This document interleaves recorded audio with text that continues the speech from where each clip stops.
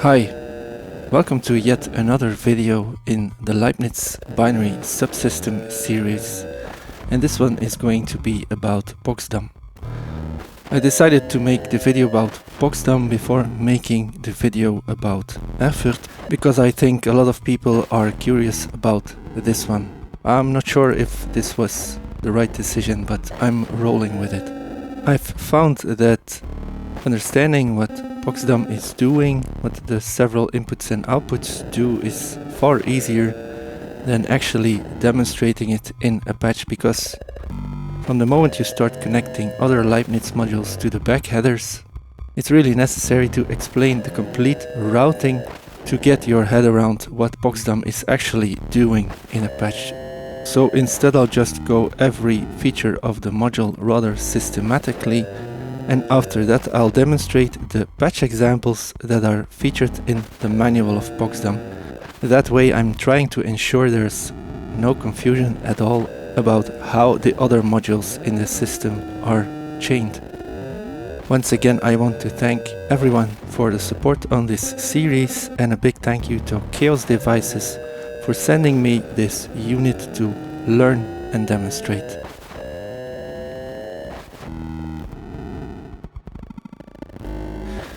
So I turned around the module, as this should be helpful to understand what Poczdam can be used for. And as you can see, there's two inputs, one labeled in 1 and another one labeled in 2. And then there's two outputs as well. There's the main output, I'll explain why this is the main output later, labeled out1, and then there's another output labeled out2 as well. And this one is of course where the power goes. Poczdam makes it possible to select one of two sources to select to one output. We also have the option to send it to another output. So Poczdam works as a switch that you can control manually or with voltage. Let me flip the module back around. So what you would do with Poczdam is you connect, for example, two Dresnos, or a Dresno and Erfurt, or Ostankino and Erfurt. You connect two sources of binary information to both the inputs on the back, and you connect something else that can receive this binary information to the output 1 of Poczdam. And what Poczdam enables you to do in a setting like that is it lets you choose between the two inputs by the press of a button. When the LED under the button is lit up green, this means that input 1 is sent through to the output 1, and when it's red, this means that input 2 is sent through to output 1.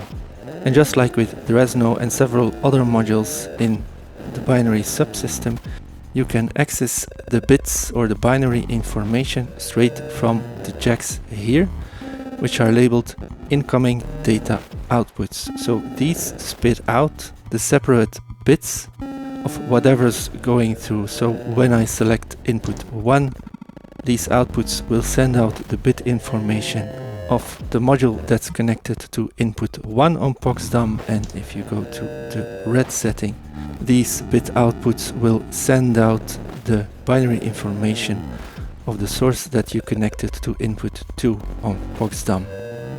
Poczdam also routes through the clock from whatever input you are selecting, and this clock is also sent out of this jack on top here labeled incoming clock out. So whatever clock you're using for the modules that you send into Poczdam, this output will send out the same clock, and Poczdam will also just send through the clock of your inputs. So at this point, whatever module you would connect to the output 2 on Poczdam would not be receiving any information, but this changes when you press the link button. From the moment you press the link button, whatever source you select on the input side of Poczdam will be also routed through to output 2.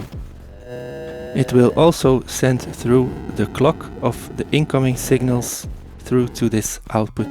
But there's an outgoing clock input here on the top of the panel, and there you can patch in your own clock. Now keep in mind, this externally patched clock will only be used for output 2 of Poczdam. And as you can see, there's also a built-in clock here with a nice knob that you can use as a clock for output 2. But for this to work, you need to manually patch the output of this clock to the outgoing clock input. There's 3 ranges on this built-in clock. There's the slowest setting, which is in the Hertz region. There's also kilohertz setting, which is already a lot faster, and then at the top here of this little switch we have megahertz settings. So you can use this clock to patch into Poczdam itself, to use it as a clock for whatever you route through to output 2, and you can also control the speed of this clock with control voltage. Now, when you're not linking output 2 to whatever is coming into Poczdam, you can still get information through to output 2, but then you need to manually patch signals to these outgoing bit inputs. And just like with Dresno, even when the link button is pressed down, you can still patch information into here, and manually patching something into these inputs always overrides the information that the output receives by just normaling or linking them. The same principle goes for the clock, of course. When you're not sending any clock source into the clock input here, it just takes the clock of the incoming signal, but from the moment you patch something else in here, whether an external clock or the built-in clock generator, this also always overrides the normalized information. What I didn't mention yet is that you can send in control voltage, a gate or an LFO or whatever you want to toggle between the 2 sources. And as you can see, right now I'm just sending in a bipolar LFO. This input reacts like a flip-flop. This means whenever there's a gate or high control voltage received, Poczdam will switch over to the other source. And the next time a gate or high voltage is received, it switches back again. And that's about all I can explain about the features of Poczdam. So to further explain what Poczdam can do for your system, let us have a look at a few patches that I took straight from the manual of the module itself.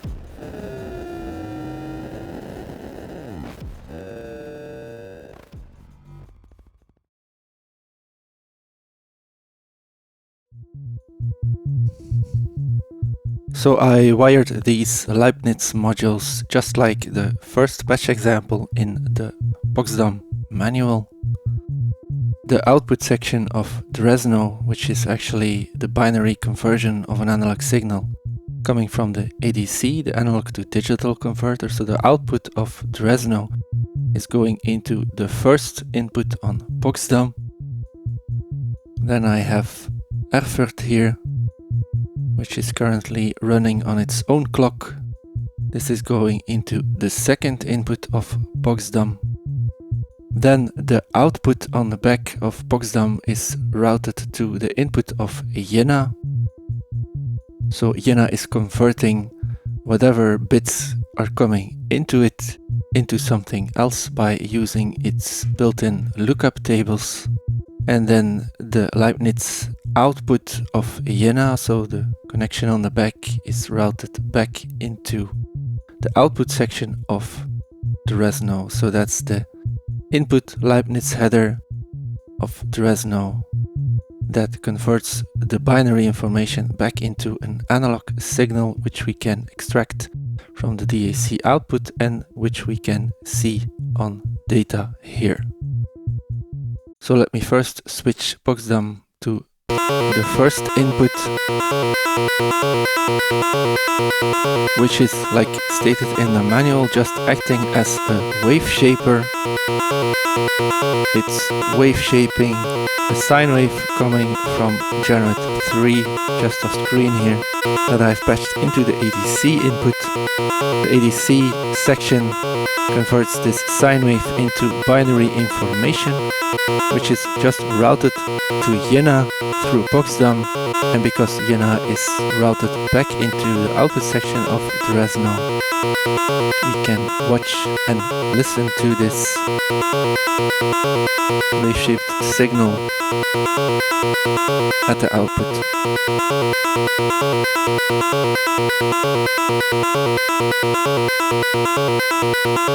Now, by pressing the source button on Poczdam, YINA is no longer receiving the sine wave we're sending into Dresno, but now it's receiving the information that Erfurt is putting out, and when running on its own steady clock without anything patched to the inputs, this just generates a saw wave, which we can view on the scope if I unlink YINA.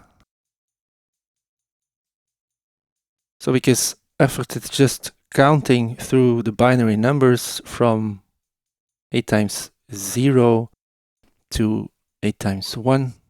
This results in just a saw wave when we extract that analog signal from the DAC output of Dresno. Mind you that it's going through YINA, so we can still use the bit outputs of YINA itself to trigger drums, for example, like this. But the information from the lookup tables is not routed through to Dresno.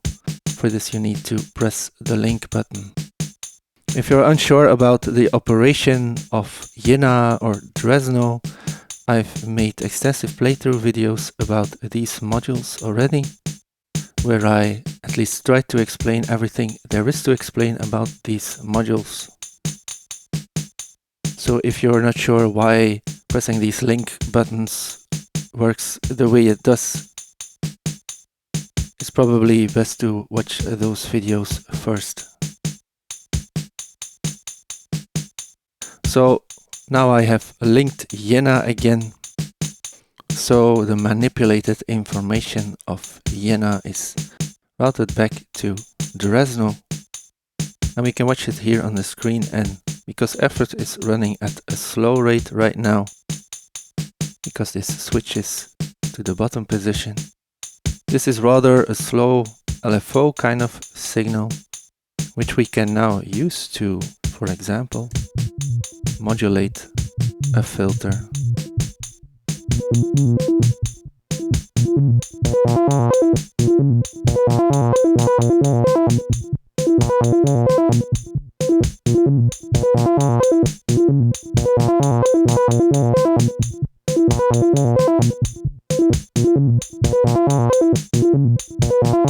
And going back to the wave shaping operation that we had at the start, it's just as simple as just pressing this button here,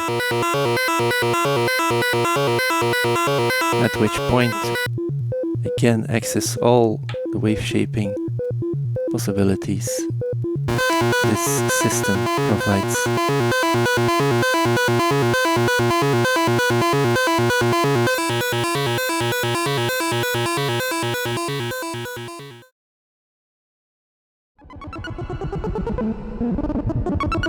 This patch is based on the second patch example that's explained in the manual of Poczdam. In this example, the LEIBNIZ output of Dresno, which is again the ADC input section of the module, is connected to input 1 on Poczdam, and Lipsk is connected to input 2 of Poczdam, and output 1 of Poczdam is connected to the input of Erfurt.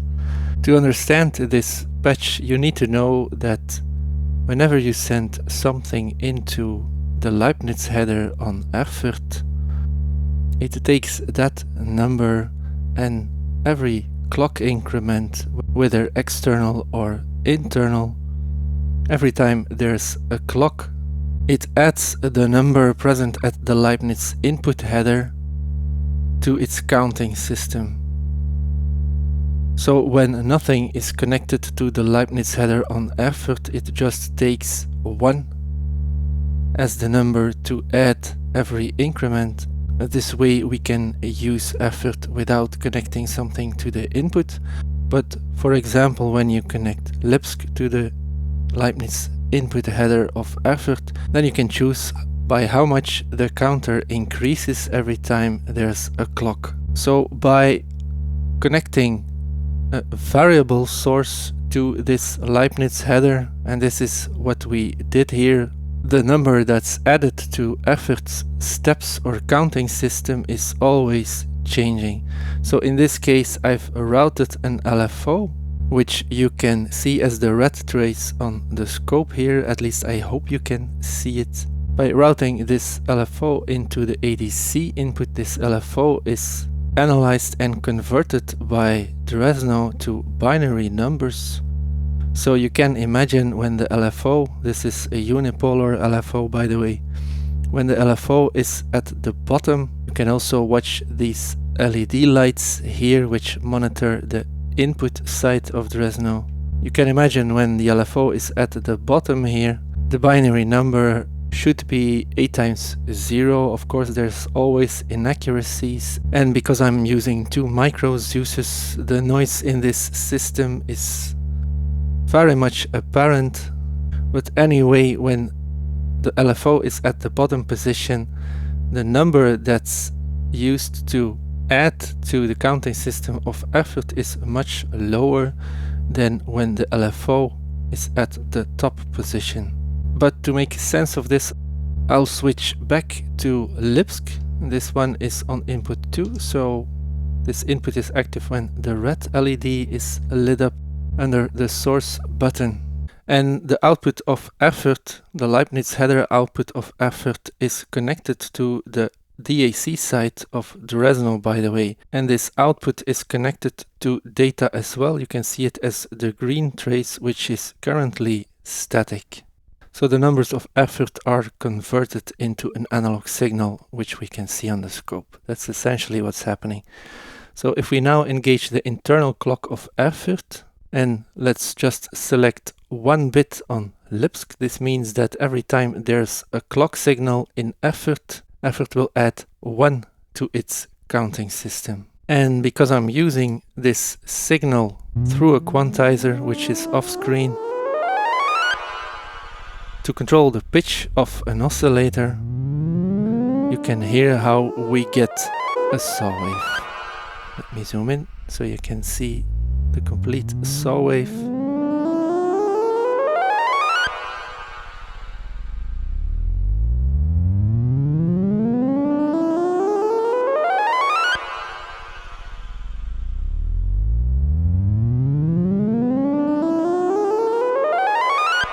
Now from the moment that you construct a bigger number here with Lipsk, for example this one,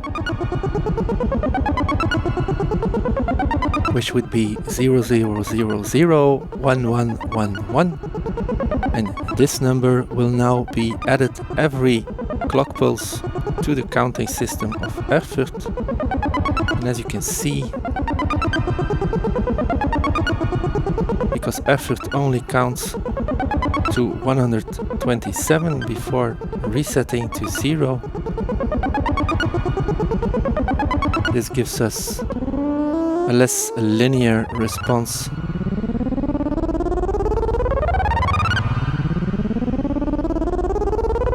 And you can get all kind of crazy effects by just doing this.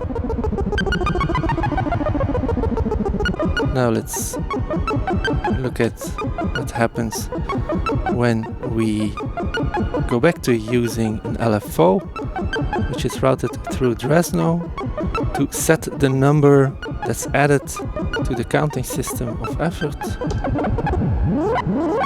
And you can see that this gets a lot more dynamic because at the low point in the LFO there's only a small number added to the counting system, but at the top of the LFO the number that's added is a lot bigger. And then we of course can choose between just counting with the number set by Lipsk or counting with the changing number set by LFO routed to Dresno.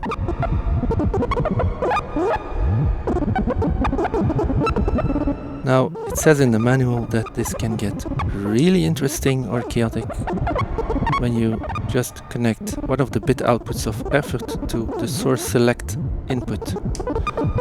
And indeed, this is very interesting.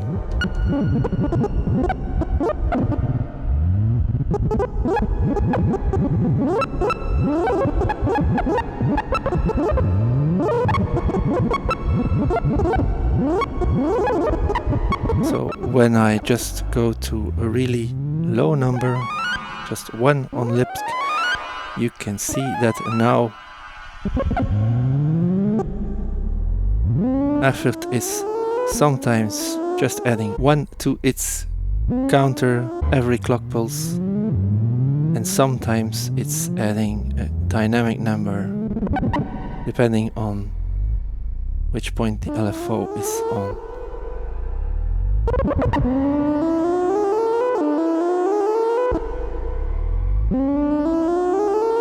And this of course influences the bit outputs, which in turn select which source we're using, and this is a chaotic feedback system. It can be really interesting. Of course you can also use an external clock to slow things down a bit. Then you just switch off the internal clock of effort and then you connect your own one.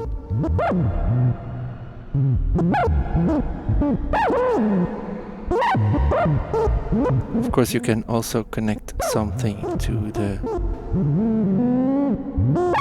negative clock input on effort.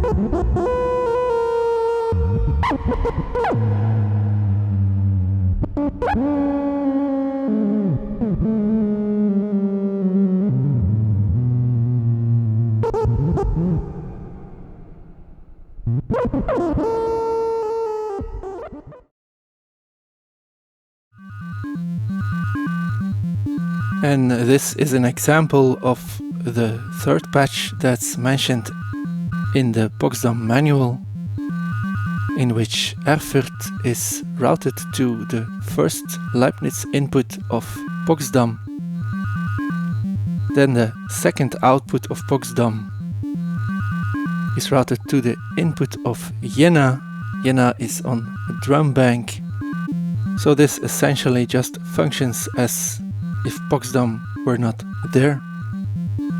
But then we routed the Leibniz output of Jena back into the second input on Poczdam, which means that by switching the source to the second input, you get a feedback loop of Jena feeding the information back into itself.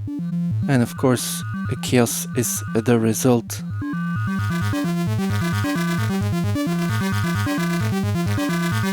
I spent some time to make this work and to make everything in sync. As you can perhaps see, I'm using the first bit output, bit 0 of effort, as an external clock for Jena. This input labeled outgoing clock in is actually just used for output 2, and for output 1 on Poczdam, the clock of whatever source you select is always used to send through. Let's unmute the drums. I'm also resetting effort after a few steps, so we have a shorter repeating pattern coming from Jena.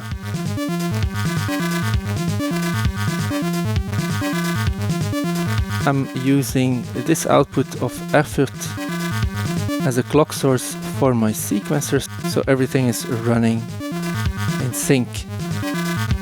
Now look what happens when I switch to the second input on Poczdam.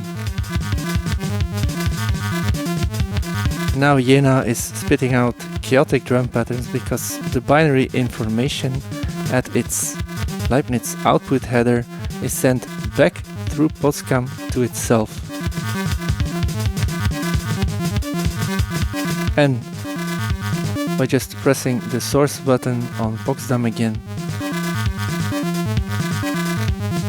we're back to where we started and everything is stable. I'm using the Soundforce SLD, by the way, as a drum sampler. In this kind of setup, you can change the placing of the drum loop in the rest of the patch by turning the phase knob.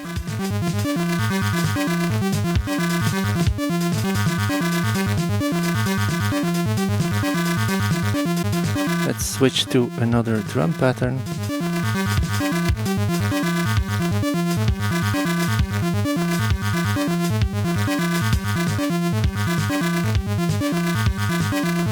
And as you can see, even though it gets really chaotic when feeding Jena back on itself, returning to a stable setting is really easy.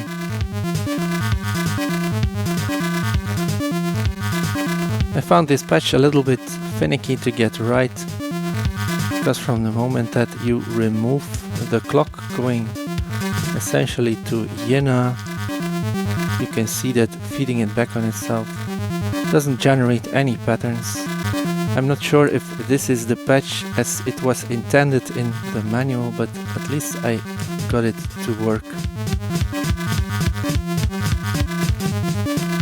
And when you get it right, there's really interesting drum patterns to be found there that you can just mangle with the press of a button.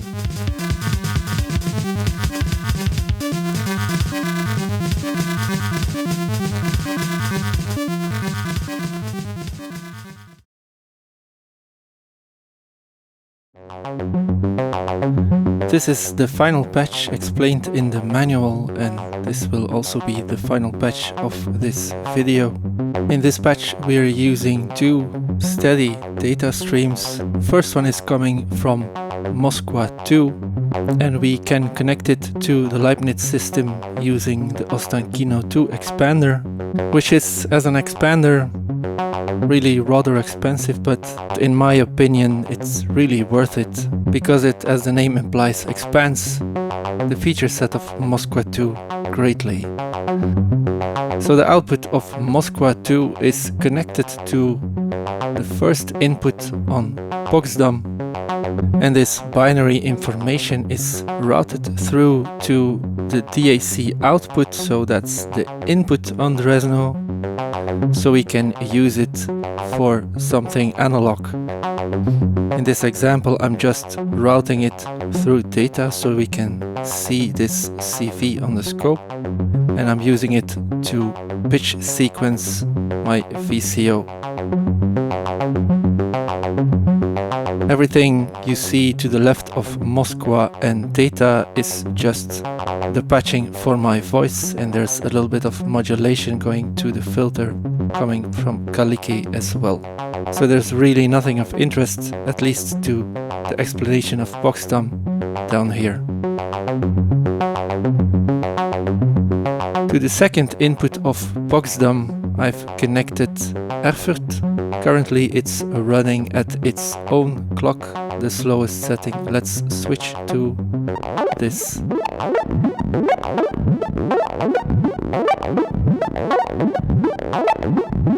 And indeed this gives us a repeating pattern. The output of LEIBNIZ is connected to the input on effort, so we can choose how fast it counts or how much effort adds to its counter every clock pulse. So at very low binary numbers, this gives us a really slowly rising saw wave, as we saw before. Once you increase the binary number on LEIBNIZ, the counter on effort goes much faster. And you can create these really interesting sequences with it.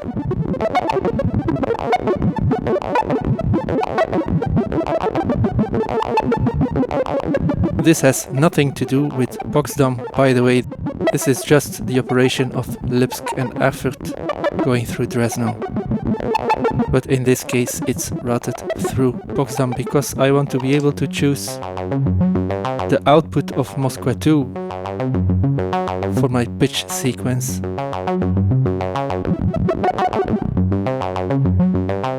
And as you can see, and this is also implied in the manual, switching between these two sources can greatly break the repetitive nature of these kind of sequences. Now let me try to just use the clock output of Ostankino to switch between these two sources.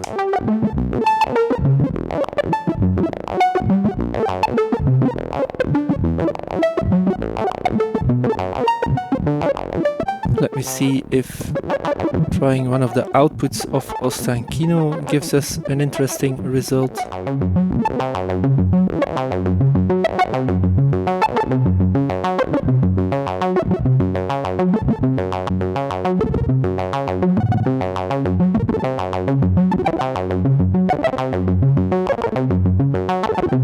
Now, of course, this is still very repetitive, but you get the idea.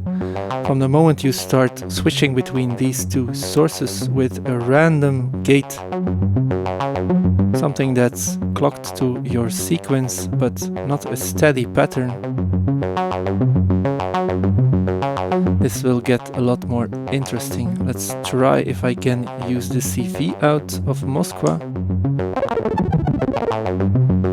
And then if I shorten my pattern to 6 steps,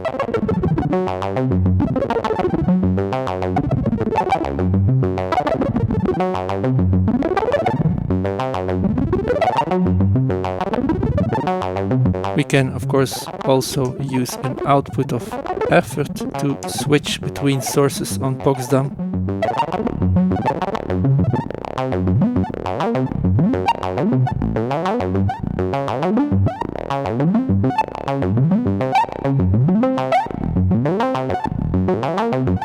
And this already gives us kind of a feedback patch,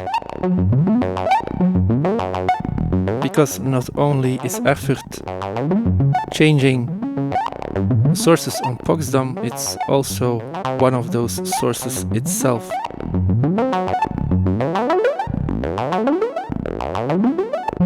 It's mentioned in the manual that you can get a much more chaotic system if you send output 2 of Poczdam back into LEIBNIZ, and it will just mangle or invert the bits outputted by the second output of Poczdam.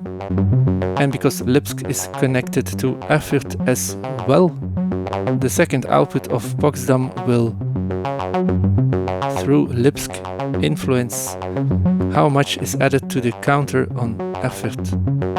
But this only happens when we press the link switch.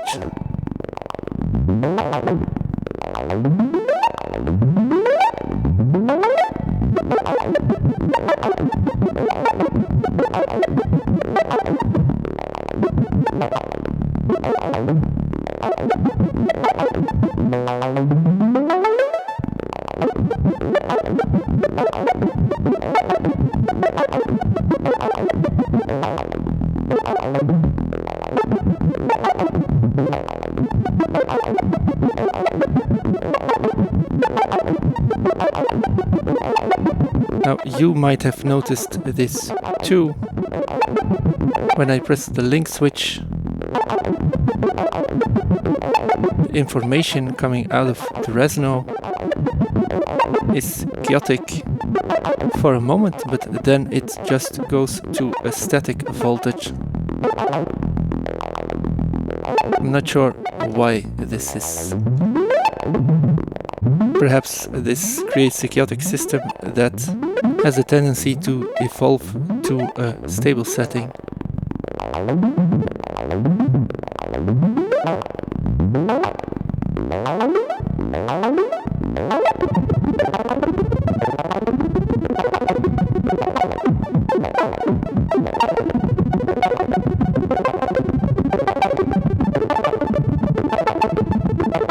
Again, this is just Lipsk and effort creating this pitch sequence through Resno.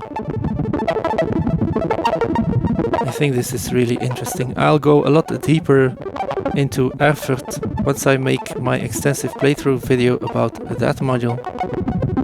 So let's combine all the things that we did here.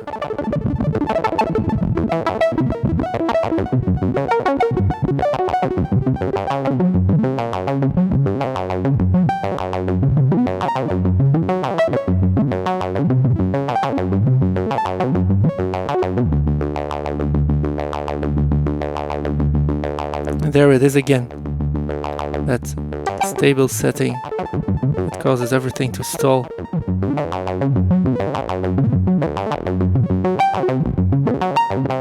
Now, something else that I quickly wanted to show, because we're using Ostankino 2, we can use the clock output as a clock for effort. And then when we switch to effort as a source, you can see and hear that we get these arpeggios that are actually in time with the clock set by Moskva. You can see when I slow the clock down, the counter on effort follows this tempo.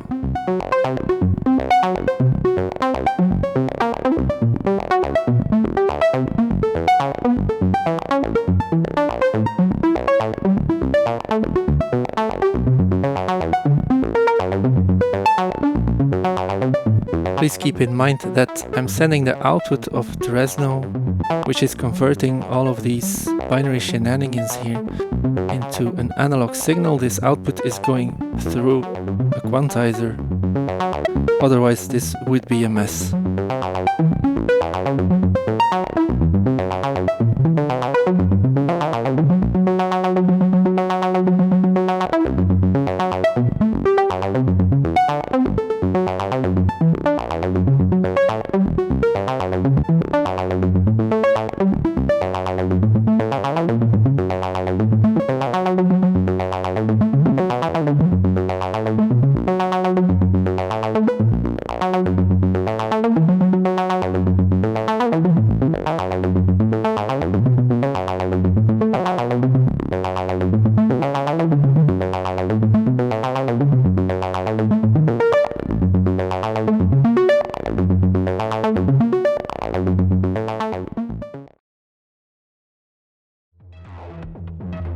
I'm going to conclude the video here.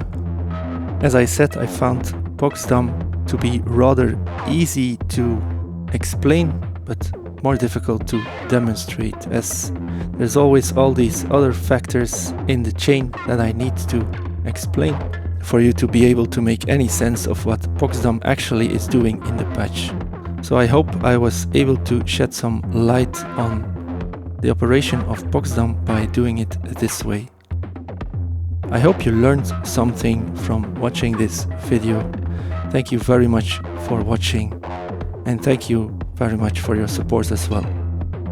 Bye!